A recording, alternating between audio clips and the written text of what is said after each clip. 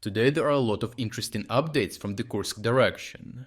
Here, two Russian offensive groups remain besieged in two separate pockets near Malaya Lokhnya after previous unsuccessful attempts to break them out by the counterattacks of the main Russian forces.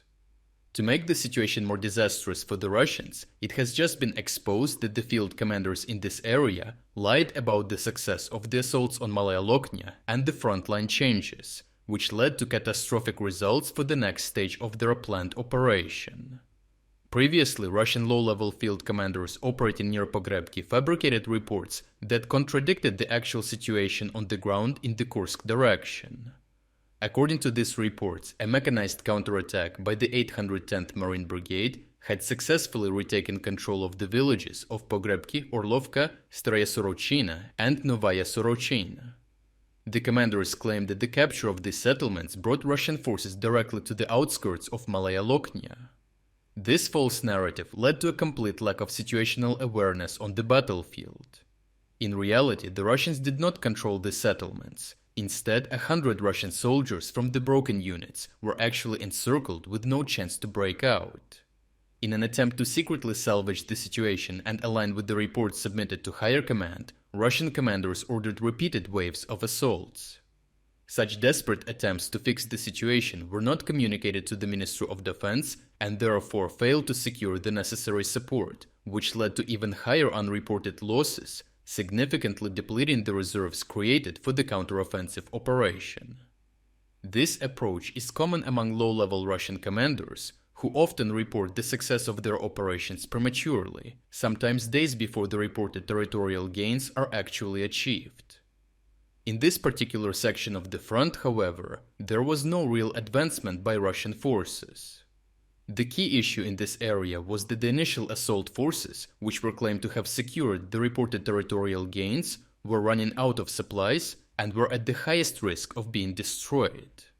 Due to the unawareness of unreported losses, Russian higher-ups in the Ministry of Defense expected the low-level commanders to launch assaults directly against Malaya Lokhnya, assuming that the previously reported positions had been captured. However, this was not feasible, partly as there were no reserves available for the assault and no forces stationed at the supposedly secured territories. This discrepancy raised questions both among Russian leadership and the public as to why the planned counterattacks had not progressed according to plan. It quickly became apparent that the Russian brigade commanders had exhausted their reserves while attempting to capture the territories they had falsely reported as already secured. This failure also revealed the existence of two pockets of Russian troops left encircled as a result of the botched assaults. The shortages of supplies, ammunition and support eventually led to the complete destruction of one of these encircled groups, further exacerbating the already deteriorating situation. Overall, the poor planning and execution of the third wave of the Russian counteroffensive operation had led to disastrous results, and hundreds of soldiers with no way out. The Russian commanders still reported that these units were not encircled, but that they actually held the ground, creating significant gaps in battlefield awareness between low and high-level commanders.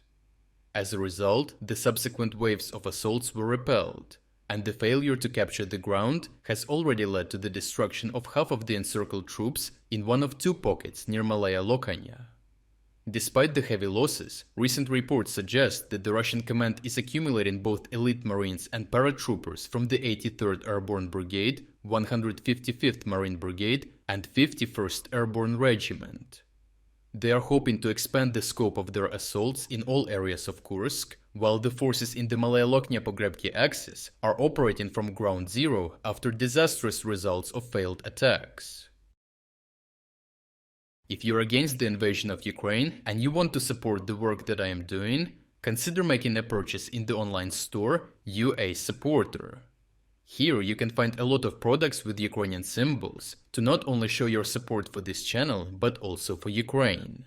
The link to the online store is in the description. Thank you for watching this report, and I will see you in the next one.